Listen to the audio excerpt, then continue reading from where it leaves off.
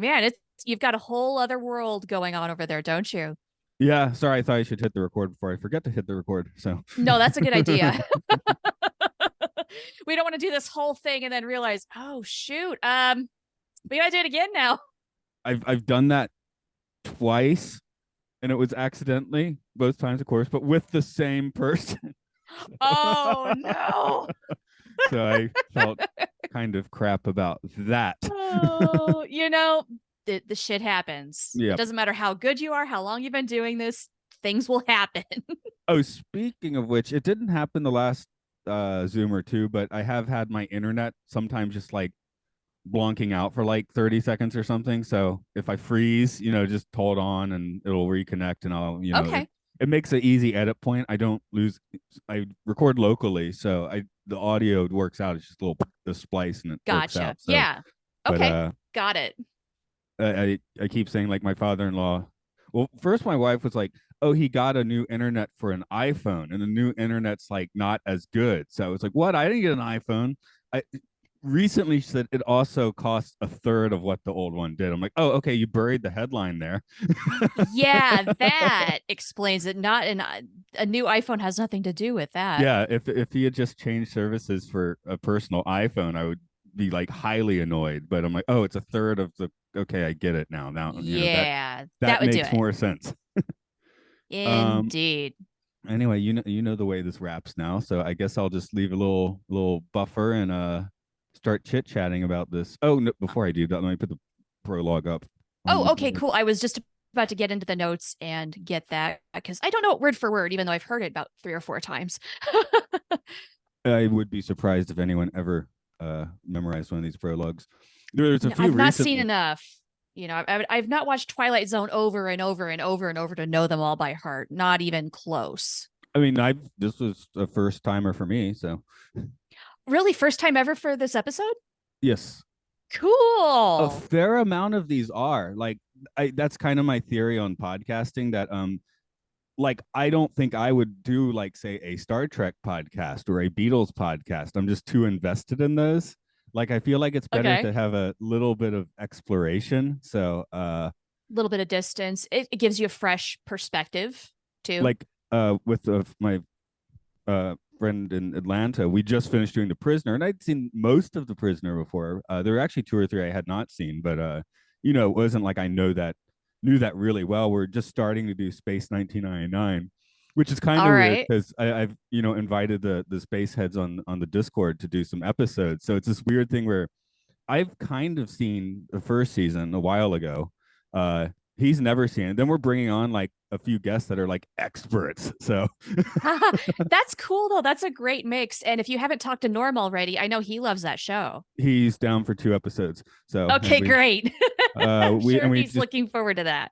we just did our first guest one with Earl a few days ago. So he's in on that. So Awesome. yeah, no, Earl's great.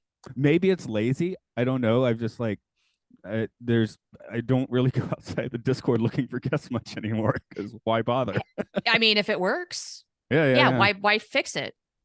And in the case of Space 1999, it was going to be like a no guest show, but I was like, well, there's so many people that are like really into it on the Discord. I should, so it's kind of half and half with guests and not guests on that one, because That's cool. the ones without guests have us just like going on insane tangents for like half the time. So maybe it's good to have a guest in to focus us every once in a while. So you've got some A/B testing going on so you can find out if people like just the two hosts talking or if guests come in and intervene and if they don't like the tangents that's a break from that. Yeah, yeah, because he likes to say well, I guess he actually does have ADHD, so it just goes all over the place, and I maybe I do too. I don't know, but No, you seem pretty focused, but I yeah, I mean, think I'm I don't know. We focused can enough. all get pretty easily distracted. Like anybody says to me, "Hey, look a kitty," I'm out. I don't care what's going on.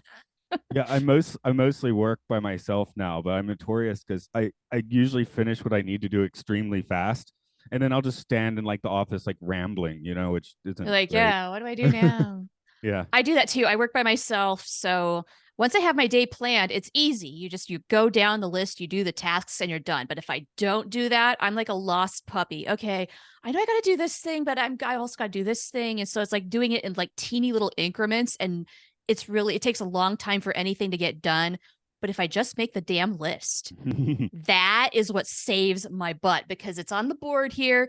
I see it, it reminds me, and then I basically triage. Okay, what needs to be done today? Absolutely no questions asked. What is not as time sensitive? What do I want to do? That sort of thing. Yeah, my Wednesdays and Thursdays, it's basically a school built for let's say 4 or 5, maybe 5 or 6 people staff, but there's just me and one other guy there because it just opened, and we opened that branch in November, so it's very sparsely populated at the moment. So I like that, but I could see some people not liking the hustle and bustle and having many coworkers because our main school probably has 30 people working on staff at any point in time. So Oh wow. Yeah. I mean, I like it quiet too. That's why I like working at home is I can be loud if I want. I can play music if I want. I'm not bothering anybody, but at the same time, nobody else is bothering me either. I did get a 3-year-old insanity tantrum yesterday, but what can you do? Oh, that sounds like fun. Yeah, and if that comes to you, I don't know what you do about that We situation started besides leave. We started the shit fit because I wouldn't let him take the book that he wanted to tear apart. So Oh, it's my yeah, book. that's a no. Yeah, and he wouldn't take the no, so it was like kind Oh of oh my my. god, yeah. Okay, let's I get suppose in. we had to do a show, huh? That's right. Let me leave that 5-second Right. gap to Spot, and we'll roll in. Okay. I'm excited. This is exciting that it's your first one or your first time watching this one too. Welcome to Time Enough Podcast. It's where we put on the shoes of all the episodes of The Twilight Zone and beyond. This is Matt here. Joining me, coming back today from Mission Log and some other spots, is Charlynn Schmidt. Hi. Hey, thank you for Well, having me back. yeah, sorry, you should spit out you have another notable podcast, which I just didn't spit the name out of, I think. Oh, I mean, I've done a few things, but some of them are current and some are in the past. And so, which one are you talking about? I guess if I was going to listen to one this afternoon, which one should I go for? Oh, golly. If you're not listening to Mission Log Prodigy, which you should be, that's number one. But if you're not listening to that, or if you're caught up, check me out on Virtual Trek Cons, Trek and Chill. Friday nights, we talk a little bit of Star Trek. We end up talking about food, all sorts of random things, whatever comes to mind. It may or may not go off the rails. You never know. And it's a great time. And you can find that on YouTube at Virtual Trek Cons page. Groovy. Yeah, sorry, I wanted to give you the upfront bump since we are waiting for more Prodigy at the moment. So Painstakingly waiting. Yes. I did look at the toys, but they cost more in Japan. So Of course. sometimes I'm like, why don't I have cool collectibles like other people? Or gee, why don't I take trips like other people? And I'm like, wait a minute, I'm in a room with like 12 guitars. That's your answer. Priorities. We do put, yes, we prioritize where we put things. How many pairs of shoes do I have? I'm currently functioning on 2 with some boots stored away. Oh, I have some for orchestra concerts, but I only wear those once every 6 months. So okay, I'm gonna go 4 pairs of shoes. I currently have 4 pairs of shoes. None of them taken Okay. from a dead person. I've got 3. I've got my tennis shoes. I've got sandals for when it's warmer out. And then I've got a more formal pair of shoes that I wear when I have to like go outside and pretend like I'm a civilized human being, which isn't very often, thank goodness. And as far as I know, none of them came from anybody who's dead. I no longer have the formal pair because it's Japan, and in all of the branch schools I work at, it's take off your shoes. So Perfect. I go around in a suit and no shoes. Maybe I should go for barefoot sometime. That'd be weirder. You wear slippers. You wear slippers. Just be careful. You can get like warts and stuff on your feet if somebody else has one and you touch the floor after them and ew. Yeah, we have the hot springs near Japan that tends to happen. Mm-mm.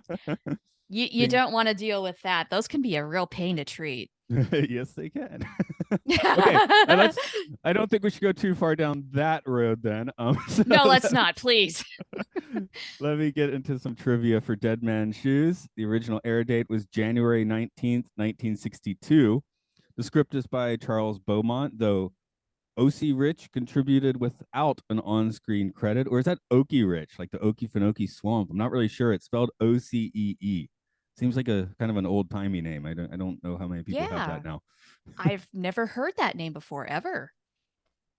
Montgomery Pittman is back to direct this episode, but not to write it as he often does. The last one, You Were on the Grave, was one that he wrote and directed, but just directing here. Um, Warren Stevens played Nate Bledsoe. He was all over television from the 50s to the 80s, with just his credits in westerns or mysteries really being too numerous to mention. For us genre fans, we will mention his appearance in Star Trek's By Any Other Name and his film role as Doc Ostro in the movie Forbidden Planet. I think he's the one that fries his brain by trying out the alien tech, if I remember correctly. Or he gets eaten by the monster. It's been a few years since I watched Forbidden Planet. Boss Daggett was played by Richard Devon. He's one of those guys who hung out in the televised Old West with credits on the regular Gunsmoke Bonanza loop. He also appeared on shows like Space Patrol and The Monkees. Hey, hey. The monkeys. Yeah. Wilma was Joan Marshall. This, along with Star Trek's Court Marshal, are probably her best known appearances. Interestingly, she was married to director Hal Ashby, but only for a year. Maybe Harold and Oh, Maude bummed her out. I don't know. Also, it seemed like Hal Ashby like decided to become a hippie at like age 40. So maybe that could have interesting. had something to do with it. Ben Wright played Chips. He did a fair amount of television work, but if you recognize him, it's likely due to his role as Herr Zeller in The Sound of Music. Not a bad credit. Yeah. Daggett's girlfriend was played by Florence Marley. She had numerous 40s film roles, including Sealed Verdict with Ray Milland and Tokyo Joe alongside Humphrey Bogart. Later on, she'd play the titular role in Queen of Blood, and she'd appear in the truly bizarre, still difficult to obtain 1975 film The Astrologer. Have you ever heard of that one? No, what is this? It's this really bizarre movie that it's kind of like The Room of the 70s, but it used a lot of unlicensed music for its soundtrack, I believe. So it's Oh, I used to do a podcast where we do educational films and cop films, and one of my co-hosts for that, he was like, "It's on YouTube right now, download it and let's do it." And 2 days later it was gone, right? So gone. it's just Aw, dang for it. this one gets sniped for some reason. But yeah, it Okay. Is I it mean the it's music issue? Is that why it keeps getting pulled? I think that's the main reason, but other than that, it's just a Oh. truly bizarre movie at the same time. So Oh man. If you can ever find a copy for me, or tell me where to go, I will download that. I will watch it.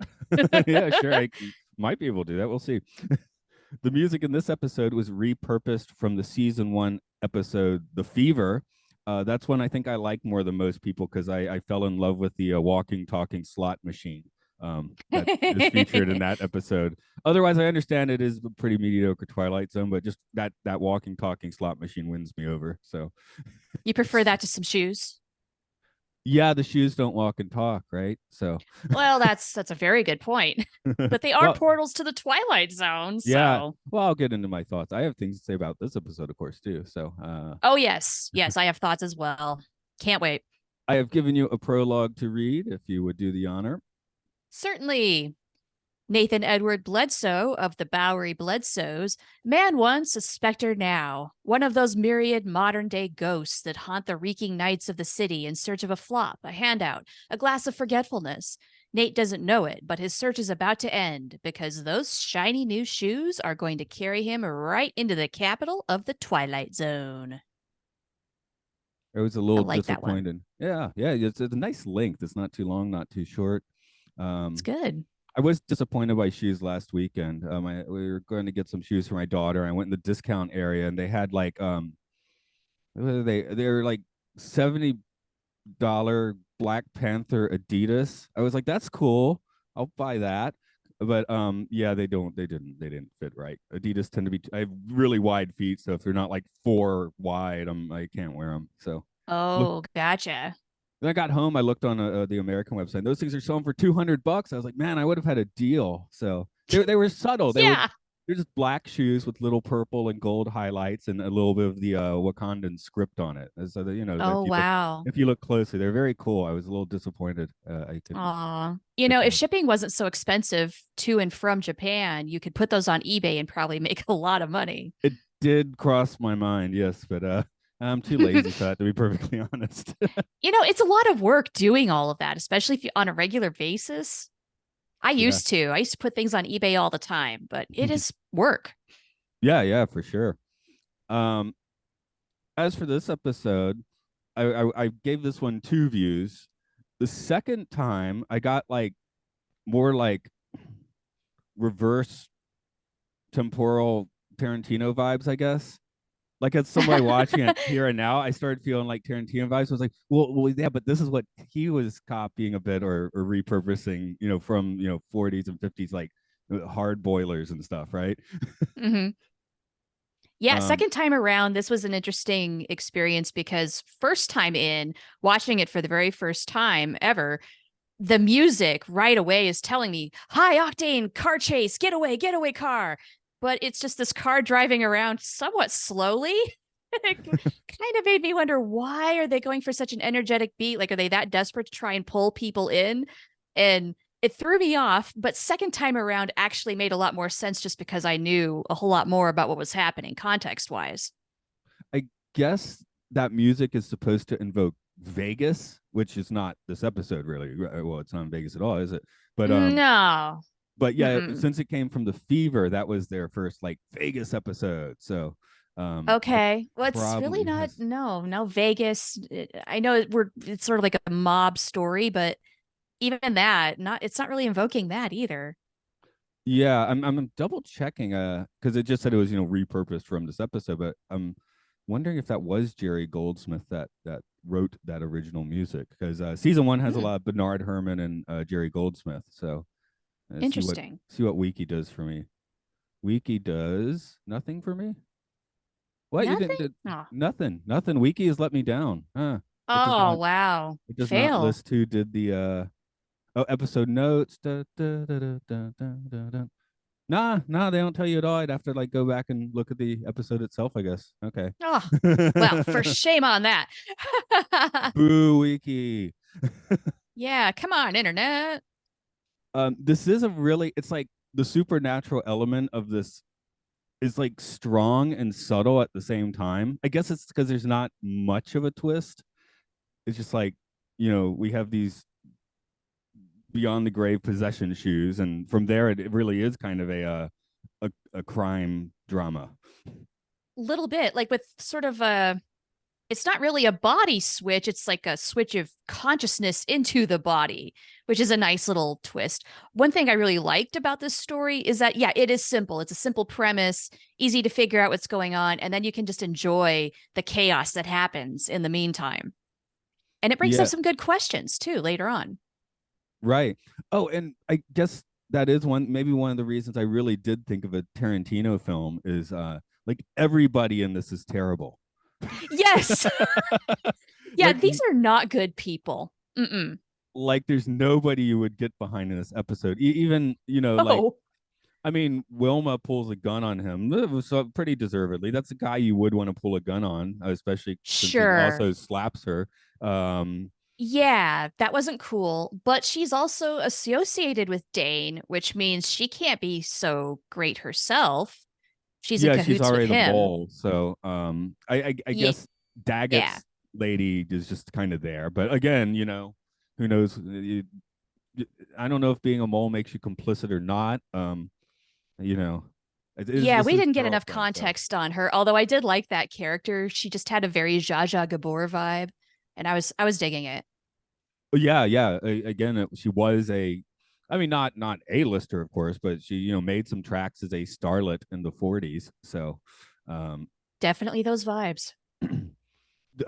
going into one of those tangents we were talking about before air, I'm reading a book right now called "All the Gin Joints," which is talking Hmm. about everyone's Hollywood alcohol adventures, and talking about there's a little chapter for a lot of the restaurants or lost ones, the bit for Musso and Frank in there. There's the Coca Cabana, all that sort of stuff. It has little chapters. But Oh, it is cool. interesting the evolution of how people would debauch in Hollywood. The 20s was what the Babylon thing, because you could party all night, be on set at 8 in the morning, and it's fine. You don't have to do any lines, right? And, how the talkies Yeah. kind of killed the all night parties, because now you really do need to be home by midnight for a 6 a.m. Call. And yeah, just and of course prohibition was a thing, because Sure. those wild parties in the 20s were different. Um, the I 40s bet those actually, were wild. yeah, the 40s being a little more chill. It seems like like I mentioned, Ray Milan. She was alongside Ray Milan, who when he did the Lost Weekend, basically had to teach himself to be drunk because he wasn't a drinker. So he Oh, went to his wow. family and said, "Okay, family, I'm going to get completely slammed tonight, and then I'm going to try doing my lines." And and I think someone, And yeah, I think he was like out in the street doing his lines, and like someone called the cops on him for being a drunk. So something like that. Yeah. that checks. But yeah, all these kind of wild stories is it's a fun book. It's really really long too. It just goes on forever. But How many pages? it's an it's a Kindle, right? So it's always a little hard to Oh, tell. okay. But I will check on that, because I am kind of curious how long it, because I'm only like 50% in, so I have to see how much longer I have to go. Gotcha. I bet there's some great stuff in that book, though. Just those had to have been some wild times. Yeah, and you do come in being like, oh god, the 20s really were the most wild, the roaring 20s. I They just did had, roar, huh? yes. Uh, Cool. Let me see what we got. Oh yeah, no. Oh, none of the hobos have socks. I don't know if that's weird or not. I Um, noticed that. I didn't know if that was a regular thing because I thought, why isn't the guy taking the socks too while he's at it? But then later on, they make the note that the shoes are a little snug anyway, so he probably didn't have room.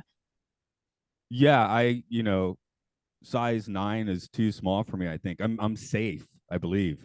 Oh, good, good, good. but but I have big feet, so I can't really share shoes much. And big wide feet, yeah. So I can't really share. I'd be safe from this curse, I think. Or That's an advantage here. although it is weird living in Japan. The largest shoe size is a little smaller than what I used to wear, but it turns out what I used to wear was probably too big. So I'm now wearing the correct shoe size if they're wide. I don't. I mean, I Okay. guess this is the episode for shoe size talk. I don't know. Yeah, I mean, shoes are very important here. I did like the shoes. Just the way they looked, they definitely stood out. They're super shiny. Yeah, of course a homeless guy is going to take those.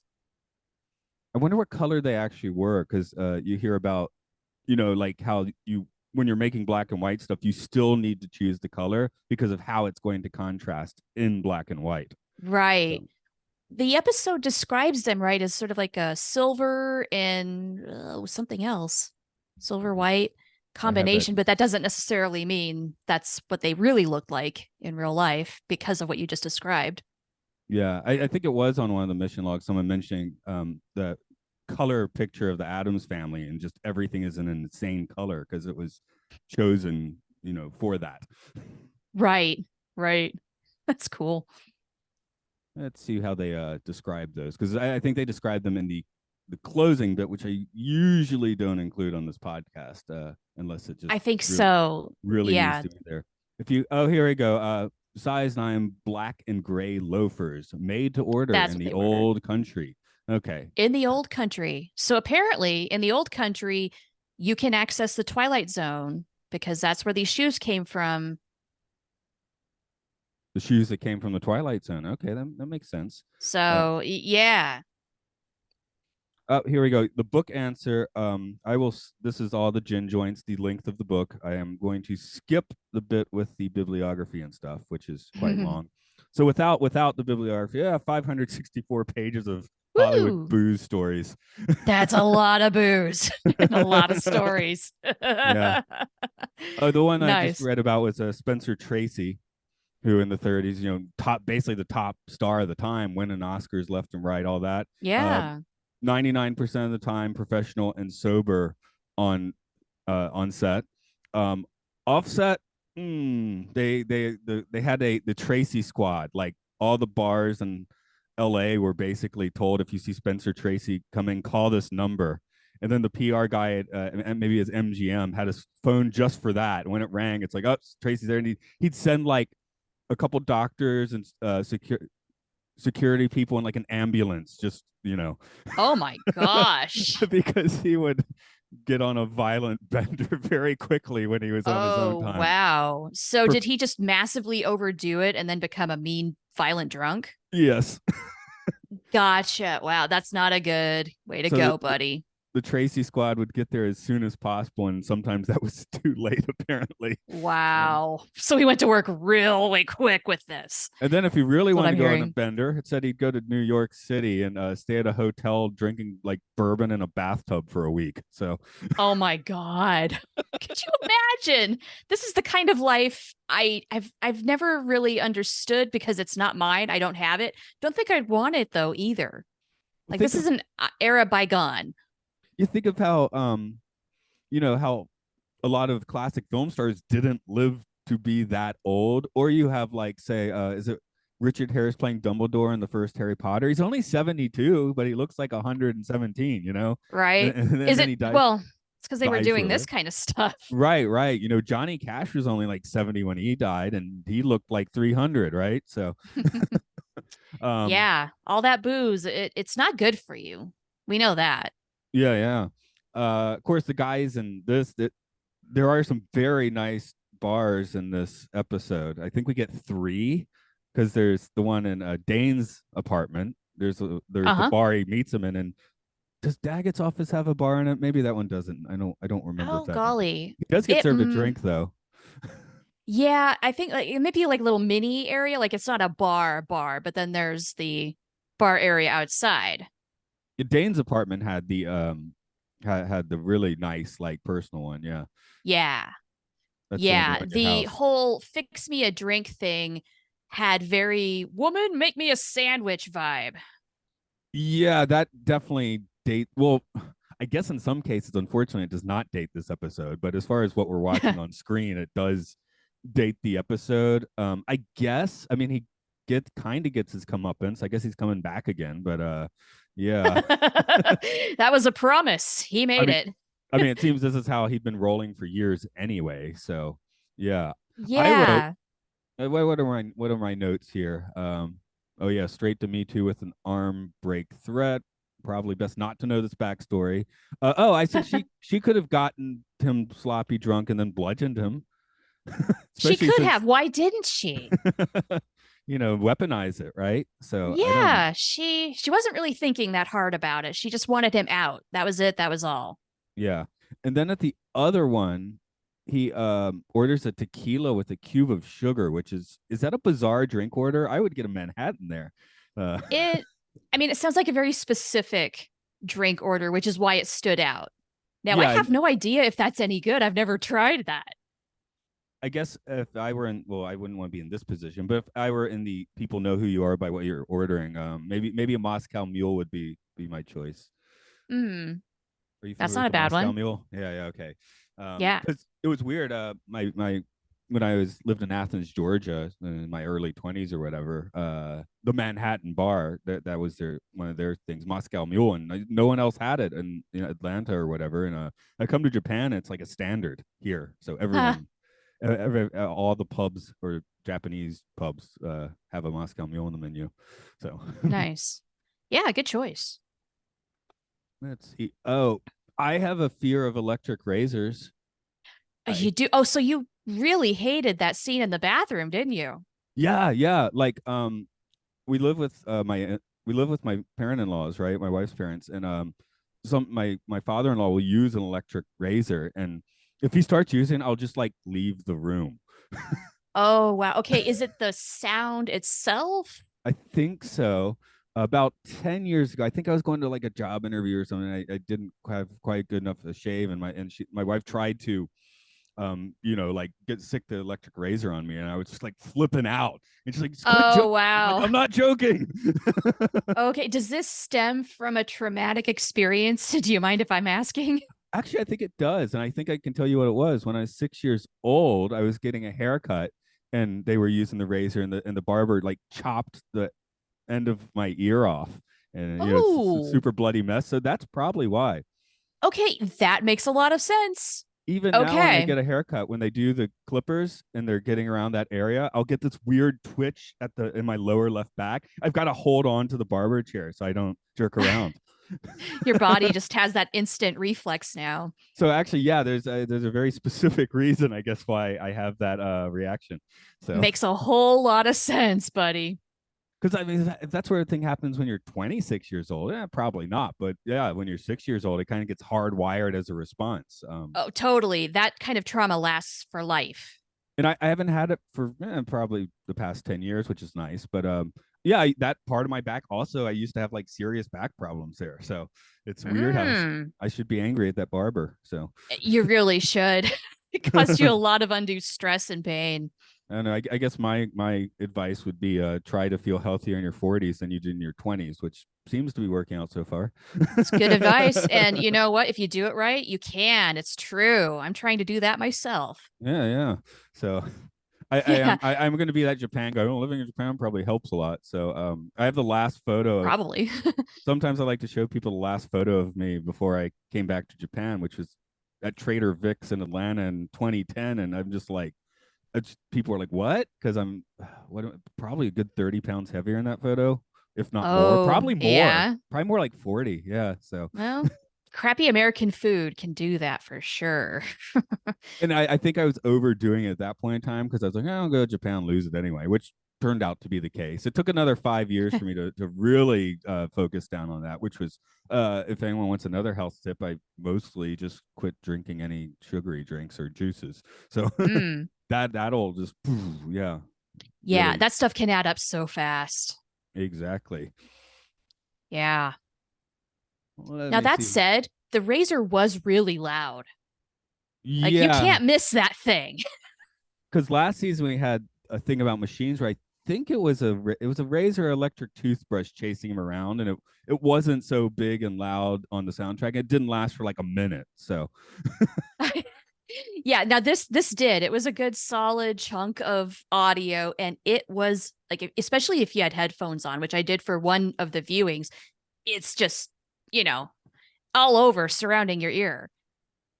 yeah, I definitely had thought, am I going to fast forward through this? Which I didn't. This morning I watched it again without headphones, and it was still annoying. So, like I said, when my father-in-law is doing it, and I feel like I can't just be like that thing drives me nuts, right? So I just kind of like serendipitously leave the room or try Yeah. not to enter the room if it looks like he's about to do that.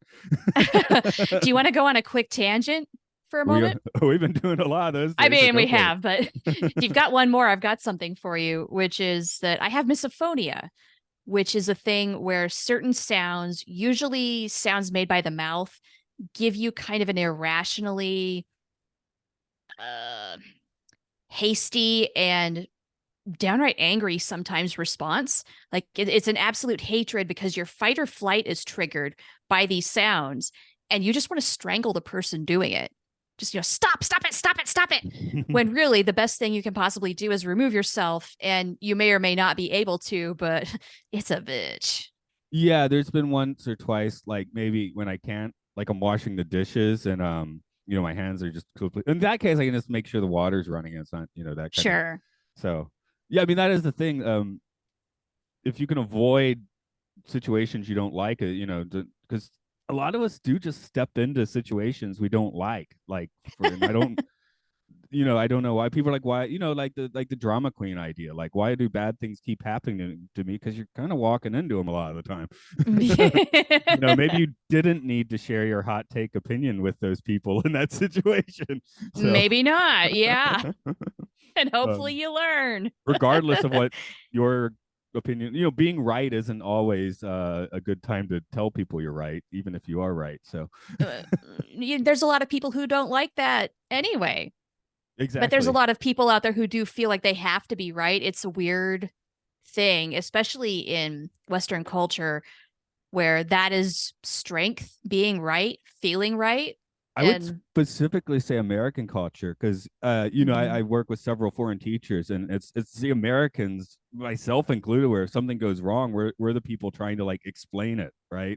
Where a lot like the Brits are just, oh, sorry, right?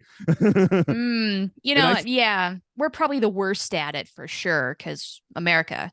yeah, I still have that. I've lived in Japan enough that it's somewhat subdued, I think, but I still have that. Like that reflex to explain it, right? Right. Yeah, I'm sure you catch it too more just because other people around you aren't doing the same thing. Yeah, yeah. So I would say that's pretty much an Americanism. Yeah, yeah. Yeah, we're great, aren't we? Speaking of great people, Dane, how abusive do you think he is toward his wife? Well, considering how casual it is in this episode, like I wrote in my note, probably best not to know this backstory any more than we're getting already. It's probably yeah, it's probably not a happy story. Like they're probably married out of convenience or necessity for some sort of business purpose. They don't actually love each other. He casually slaps her just in such a fashion that it's nothing to him and to her even.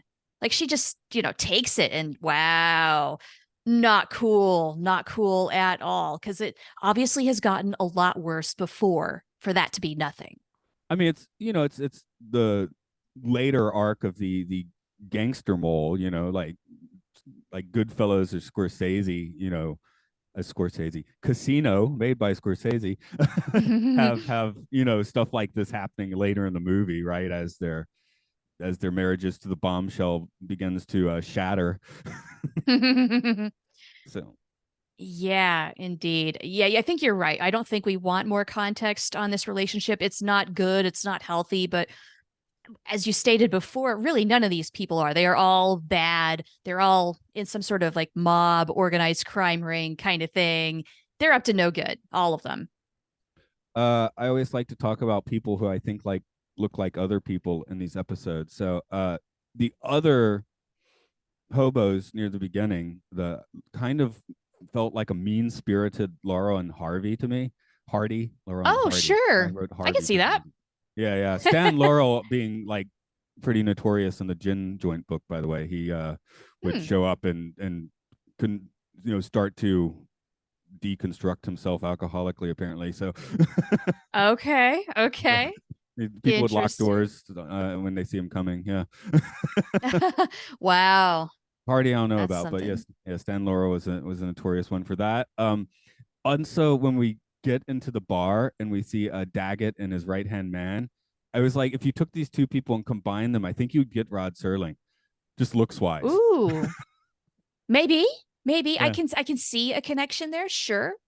yeah. Which is kind of a silly thing, but I was watching this at midnight, and that's the sort of thing that comes to your mind. So yeah, that's Sure. my little look-alike corner. For as many like Dane catches the first guy, right? When he goes into the office and is prepared for what got him the first time. But then don't you think he would try to be on top of everything, knowing that there's that other guy on the other side? Of course, this is not going to be a private meeting, sir. Sir. Well, this is like the old timey version of your Bowser boss fight in the Mario game, right? You just got to keep Yeah. remembering where all the little hiccups are, and Mario keeps coming back. So in a way, Dane is, basically our precursor to Super Mario. I, This is true. I So guess. maybe the next time the next homeless guy comes over, he will be ready for both on both sides. And unless they have another trick up their sleeves, and they might, and maybe they won't, maybe That's this time he'll get old Bernie. now that's when they drop an anvil on his head. Yeah. Speaking of weird thoughts I had, since this guy, the boss, is named Bernie, like, is this sort of connected in a way to Weekend at Bernie's, the movie? Oh, that's an interesting thought. Like Yeah. somehow could you tie this episode with that? And so then they, Bernie dies and then you have the rest of the movie and it's this guy. But you need, was it Kevin McCarthy? Is like the guy's name? You need him and his buddy to like reanimate the boss, Bernie, in those movies, right? I think the second one Andrew he's a proper McCarthy. Andrew. Thank you. I think it's the second one. He's just a zombie, is it? Yeah, he's very dead, but he gets revived sort of, I think through black magic. And his one, like it trigger, like when the certain music plays, it triggers a response for him to walk to, like a zombie, a place where he buried a whole bunch of money underwater. And since he's Yeah, dead, it doesn't matter if he's drowned. right. Somehow That's the that second works. one, I is mean, it? Yeah, they okay. aren't good movies. Well, I mean, It's come on, they were great when I saw them when I was 10 years old and picking them up off the VHS. exactly. Uh, Yes, when you're 10, these are the best movies ever. I love them too. I mean, I do the go podcast now where we seek out the worst movies and Yeah. But Weekend at Bernie's doesn't make like an all-time worst list, does it? Because like it's it's just not on the funny list, enough for like right? it's not so bad, it's good. It's just it's not so good, it's bad. Yeah, I was very excited. We did one yesterday where we did our last spoof movie for a year because the bad list has a lot of the 2000s, basically 2000 2015 spoof movies Okay. on a list of 200. That's maybe 10 of them, and we've already had to do like 3 in the first 15. But it's like, hey, I don't need to. We don't have to do this again for like a year. So now we get to watch bad movies that I really am kind of curious to watch. Um, All right. Everybody requested for the Flintstones Viva Rock Vegas for that one. So Oh gosh, that have fun just ripping that one the whole time. it got slightly better reviews than the first one. Did it really? I was looking at the wiki yesterday. That's Oh. what I haven't seen either. It's this time. So, Okay. I but saw the first one. I've seen parts of the second one. I thought the second was way worse. Like sort of like the Brady movies in the mid 90s. There's the Brady Bunch movie, which again is not so bad it's good, not so good it's bad. It is what it is and it knows what it is. But then the sequel, oh come on, I got to that's stand up for the bad. sequel. Yeah, Adam's Family and Brady Bunch. I actually prefer the sequels. Wayne's World too. I do I prefer Really? sequels? What's wrong with me? Okay. Wow. Yeah. See, I didn't hate Wayne's World 2, but I didn't think it was as good as the first one because that Yeah. was just lightning in a bottle. That was great. I guess it's when they, especially these early 90s comedy sequels, they'd really try everything in the second one, because they're like, the first one it's this old property or it's just from SNL or whatever, let's just do the thing, make it a movie, it's fine. Second one, Mhm. it's like, oh, we have to do something different now, don't we? Well, we got to be bigger and better. And we've got to do more, more, more. Because how else are we going to retain everybody's attention? But then somehow in the midst of that, the story quality, I think, tends to dwindle down a little bit. I don't Yeah. know, in favor of things like big guest stars or stunts or something. I yeah, I still have this illness, I guess, because still a stand-up guy for Anchorman too as well. Being Okay. maybe the only person on the planet that prefers that to the first one. Maybe this is just your thing. I'm not going to knock it anymore. I do draw the line at Zoolander too, though. That's definitely not as good as the first one. I'll So take your word on that one. I've if never seen it. if you've seen, it does have a few good jokes in it, which I guess I can ruin since the movie's like 8 years old at this point. They find him in the first movie. He's got the model of the school. Apparently, they built the building itself with the same materials as the model, and it collapsed within a day and like Oh my God. killed his wife. So he's secluded Oh, himself. it killed Christine Taylor. Yeah. So Oh, shoot. he's a recluse as in a mountain man, and they go looking for him, and he opens the door, and he's got Oh my a God. bearded and long hair, but it's an immaculately crafted beard and stylized mountain man hair. Because what else would he be doing this whole time besides grooming himself, right? Yeah. Owen Oh my Wilson God. Owen Wilson shows up with half of a face mask because he's been horribly injured. sometime between the two movies. At some point, he loses the mask, and there's just like this little tiny scar on his face. Oh my gosh. So I just gave you the good jokes. That's actually, and Justin Bieber gets gunned down. That also happens. Those are the three Oh, things about that movie that I liked a lot, and I've okay. forgotten every other single thing about Zoolander too. So If that's all you get out of it, that sounds good enough. Thanks for yeah, telling me. No, I don't ever have to watch it. right. Well, like, yeah, these bad spoof movies, it's kind of like, well, let's find the three jokes we actually liked and, try and make some joy out of this 3.5 rated film on the Internet Movie There Database. you go.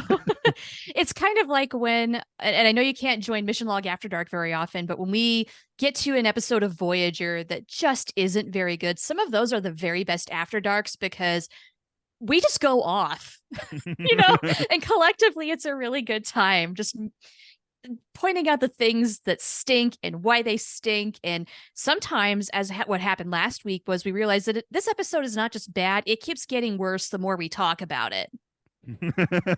Yeah. So that was an interesting experience. Yeah, I think I was chat lurking in that one. So yeah, that was favorite son for those who do not attend the Mission Log After Dark chat sessions. And if you do want to watch a bad Voyager episode, that is, I mean, that one is a terrible one that is still kind of fun to hate watch, I guess.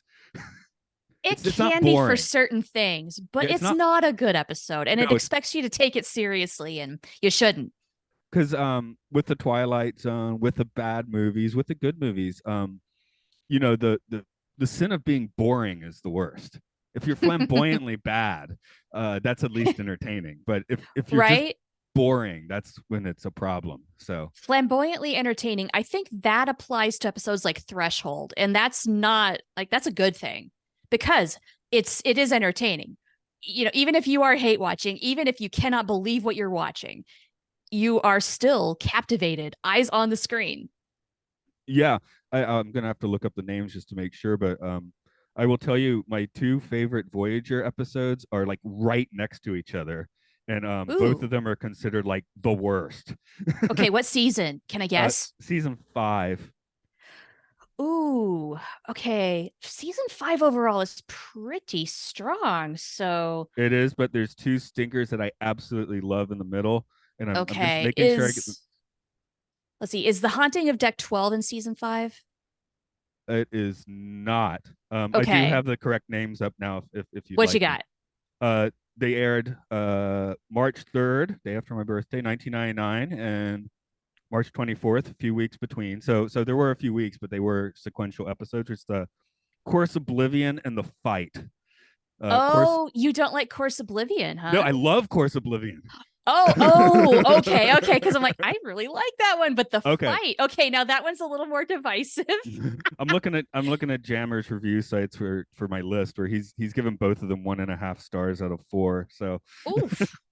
But those two, the first one is just ridiculously bleak and dark, and then The Fight has chaotic space.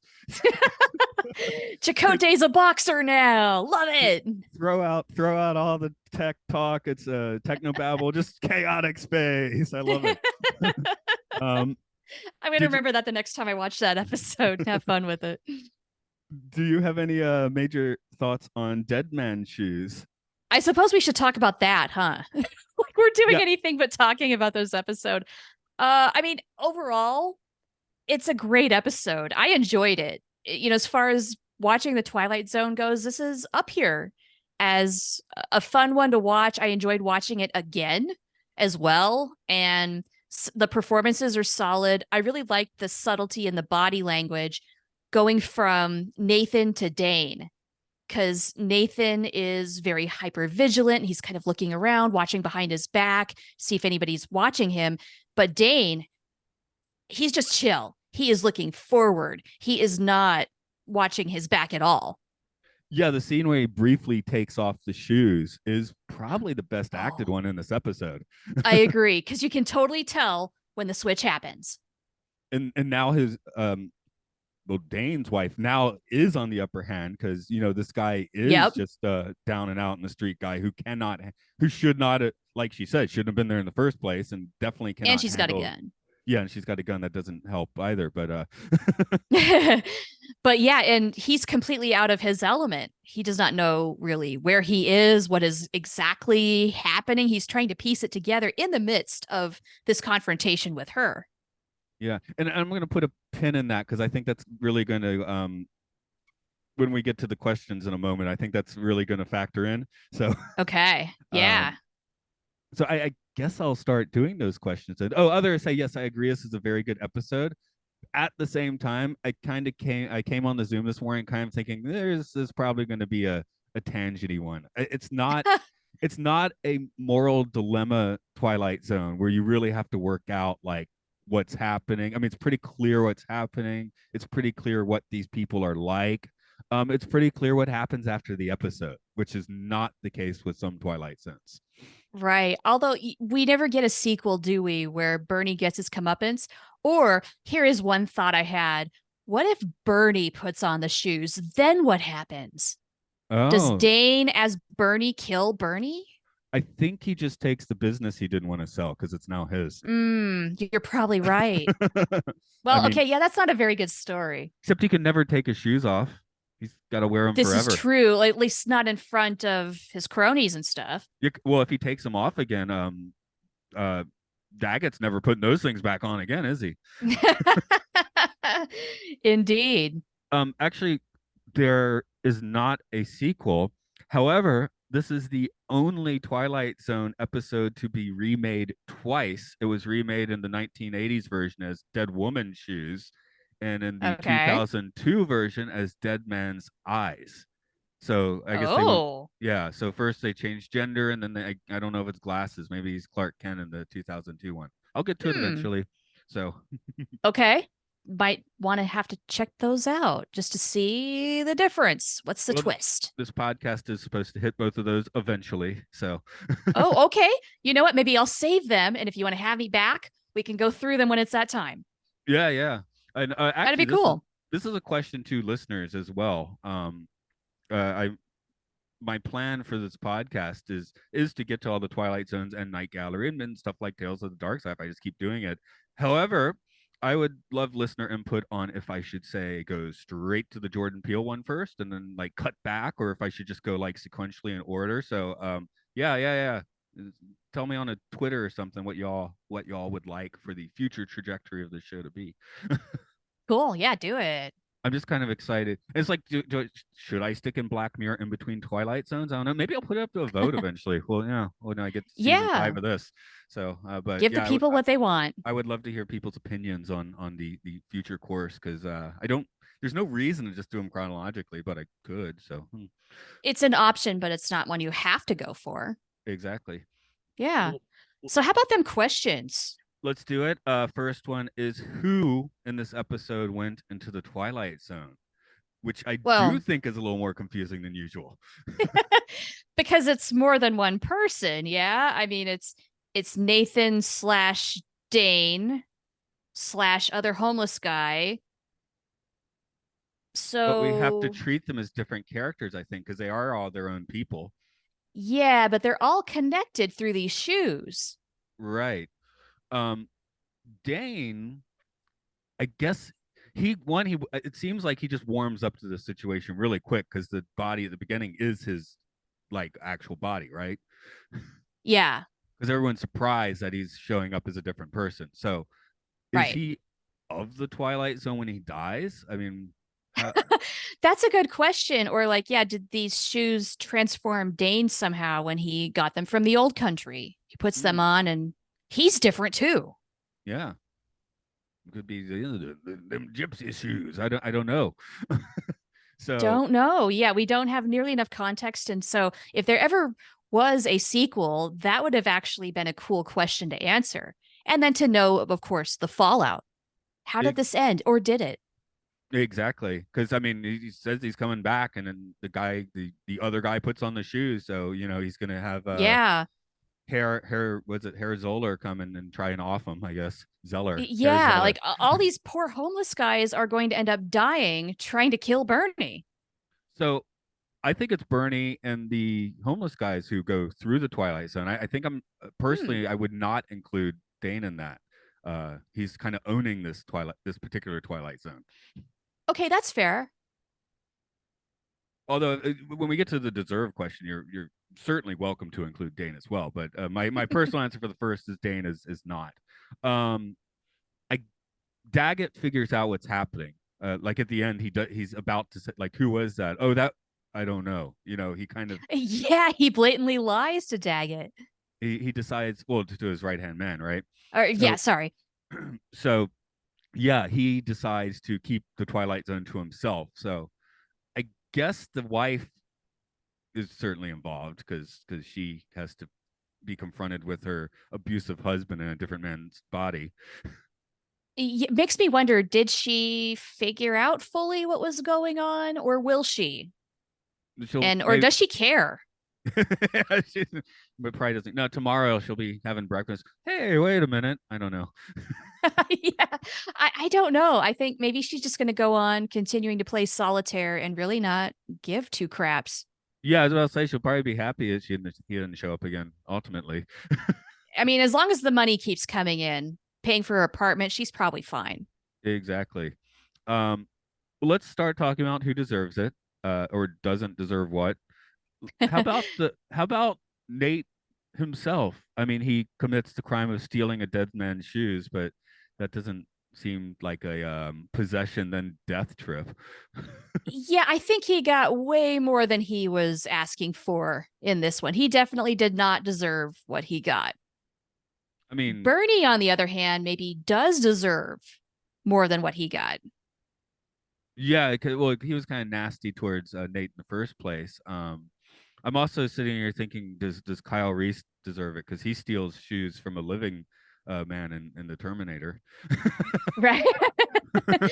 Yeah. Is it worse to steal from a living person or a dead person? Oh no, he steals the guy's coat and then steals the shoes from the department store. Okay, Oh, but oh, oh, oh. Okay. that's Yeah. kind of Right. worse. He took the guy's coat. It is LA though, so I guess Yeah. maybe the temperature's not that bad. I don't know. It didn't seem too bad, really. People weren't like shivering or anything. Hey, our Star Trek heroes stole all those clothes in City on the Edge of Forever, didn't they? It's true they did. The Yeah. time, I, if you have just time travel, does that like license you to steal clothing? I guess so. It's Uh, not a moral I quandary if you don't know just if it time traveled. licenses you. I think it's more a necessity. You do what you have to do, even if morally it's not great, because survival, you're going to do things you normally would not do. Of course, we just did the Buster Keaton episode Once Upon a Time where he time travels. He takes his pants off, then time travels, and then has to steal pants in the future because for some reason he decided to time travel without his pants Without on. pants. I mean, it's Huh. hysterical. I mean, he's standing in the stupid helmet in the middle of the street with no pants on, which is a busy street. So a great shot, perfect for Buster Yeah. Keaton. But you know, why did he time travel without his pants? That's stupid. He So he so could get future pants. yeah, well, and he gets them in a very cool Buster Keaton little stunt too. I mean, well, 67-year-old Buster Keaton stunt. It doesn't really stack up to the 20 stuff. They don't drop a house on him in this one. Aw, bummer. The Twilight Zone didn't have the budget for that anyway. No, no, it really didn't, did it? uh, yeah, so I we talked about how everyone in this episode is awful, but I do feel kind of bad for Nate. Like he's got one of the worst. We don't know much about him, but he just seems like a relatively, like of the down and out guys, he's the most chill it seems. And yeah, Yeah. Poor guy is probably just trying to scrape by and looking for an opportunity to get, you know, help up. Not a handout, but a help up. And we just don't know much about his past. Like, did he lose his job? Has he been married? Anything like that? Who knows? He definitely did not deserve to die just because he took this guy's shoes. exactly. So that I'd say, yeah. As much as this episode is filmed with scum and villainy, he's one of the least deserving guys in the Twilight Zone. I think Nate. Yeah. And we don't know for sure what happens, but maybe the other homeless guy at the end who also puts on the shoes, does he have a similar fate and does he deserve it just as little? Or does he successfully murders everyone in that office? And if he does, probably good on him. He's Yeah, probably doing the world a favor. And then the anvil can fall on him because he also deserves it. Sure, sure. That would be my ending or my sequel. He comes back as that guy, is successful, and then the anvil or a trapdoor. We could have a trapdoor and a laser sharks underneath. That'd be fine too. I'm all for it. Where do you want to put this one on the tripometer? That's 0 to 5. Okay. I forgot to really think this one through, to be honest with you. It's not super trippy because it is such a straightforward story. But if it were happening to you, like if you were Nate, this would be a 4.5 out of 5. Watching it as a member of the audience, it's probably right in the middle. It's like a 2.5. It's interesting. It leads to good questions, but it's not wow trippy. Not even close. Yeah. What do you think? Yeah, it seems Nate did not observe the events while the shoes were on because he seems truly confused when the shoes come off. So the supernatural element's clear, it's telegraphed at the beginning, and then we get a pretty good crime drama.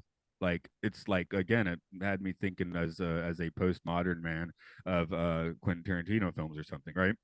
Mm-hmm. So I think I'm gonna keep it down at a somewhere between a 1.5 and a 2.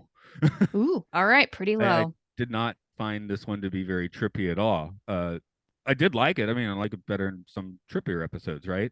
Uh, Uh-huh. for example, we're repurposing the soundtrack from The Fever. I found The Fever to be a trippier episode because it had that machine in it. But The Fever is not a better episode. This one's probably a better episode to watch. So, Yeah, I mean it's pretty solid through and through. It does not drag anywhere. Kept me glued the whole time. I don't know about you, but this is one of the better ones I think I've watched so far.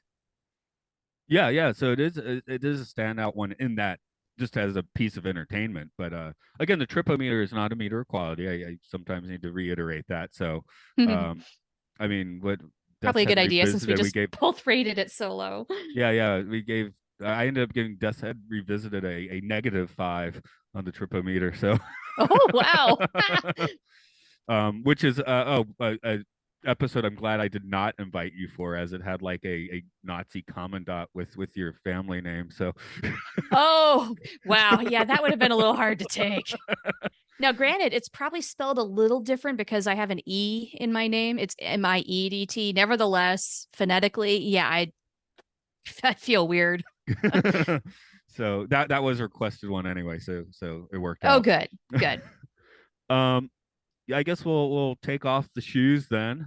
Actually, I'm not wearing shoes. You don't wear shoes in your I'm house in not either. Japan. Oh, you don't in Japan? I It's weird if you do. yeah, you have to take off your shoes. We do the same thing in our house though, because carpet. Yeah, when I was living for a few years back in America, we had an apartment and basically um, told everyone to do it. So unless they had like Yep. back problems or something. You come to our house. If you're gonna go upstairs, you better take your shoes off. Right, right, yeah. So anyway, people, you don't wear dead man shoes. You keep your floors clean and get some slippers or just sock it. Yeah. I And just if you sock don't it most of have the time. to, don't steal shoes from anybody. Yeah, unless you're time traveling. This guy was not time traveling, so maybe he deserves a No. little bit. Um, That might have been more trippy. yeah. Um, I guess I did ask you to front upload what's up with you in the podcasting world, but do you want to throw out a website where people can find your stuff? Sure. You can find my podcasting stuff at ohtheprofanity.com. You can see a listing of the things that I have done. And if you want to talk to me, I'm on Twitter at ohtheprofanity. Oh, you're back on Twitter. Yeah, I'm very uneasy about this decision. I really did start to feel like I was missing things Mm. via Twitter and just social media in general. Like I took months long break from all of it. Like I didn't really have an Instagram account or a Facebook account or any of that. But after I dropped Twitter, I just kind of dropped all of it, everything except for Discord to be with the mission loggers. And it was a nice break for a while, but I really did start missing things news wise and information wise and thought, okay, what do I do here?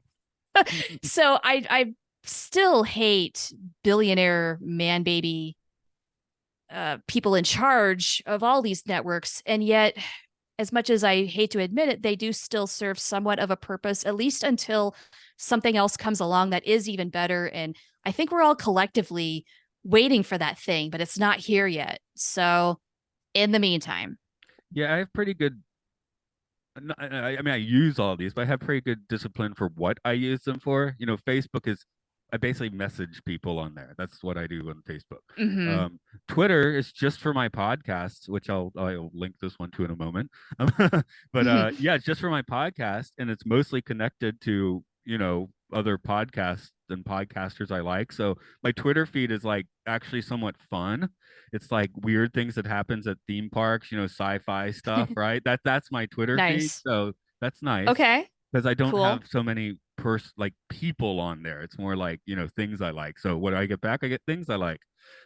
Yeah, that's good. I think curation really is the key, both in terms of what you post and what you read. And unfortunately, we're not very good at that in terms of social media, right? Yeah. So you're doing it right, I think, so that it is a good and useful and enjoyable experience for you. Yeah, exactly. And Instagram, I have it. I occasionally put a weird photo in there. It's if anyone wants to look on me on Twitter, it's a psychedelic Japan. So Nice. where I just post trippy photos. So All but right. and I'll double down on that Mission Log Discord. That's basically where I do all my weird ranting these days and post food photos. And we have a Twilight Zone chat every other Sunday evening if someone would like to get into the Mission Log Patreon, their Discord. We also have one where I was having chats on my private Patreon too, but then I just started inviting some of them to actual episodes of the show. So hey, it's Gotcha. still small enough if you if you want to come That's all join us right. on Patreon at Podcastius. You get episodes of this early with a little extra banter. And other shows like Films and Filth, the Citizen Kane podcast. We talked about that a little bit. I do a call at Nice. Disney, and yeah, you can interface with us there. I use co-host Luke's account, so I guess when I talk to you, it's under Luke Summerhay. So I had to start like signing my name at the end, but who knows? Maybe we'll work That way that we know it's out you. someday. But that's there on Twitter. This podcast is Time Enough Pod on Twitter. That basically kind of is my personal Twitter account. Like I said, linked to sci-fi and theme parks. So, Cool.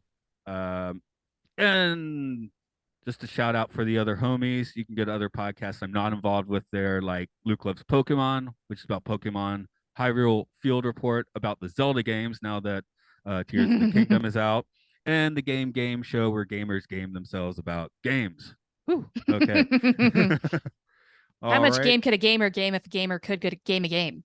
So far, about 75 episodes. That, Nice. yes.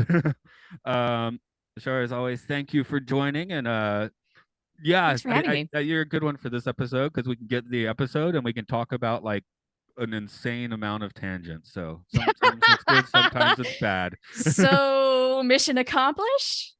uh, that's a loaded phrase, isn't it? Yeah, that's true. Should have thought of something else. Dang it. It's on the internet forever now. That's fine. Accomplished is the mission. Can you just flip the words and then it works out? Sure. We'll Sounds go like with that. Yoda. You do it Yoda style. Accomplished, we did the mission. There Yes. we go.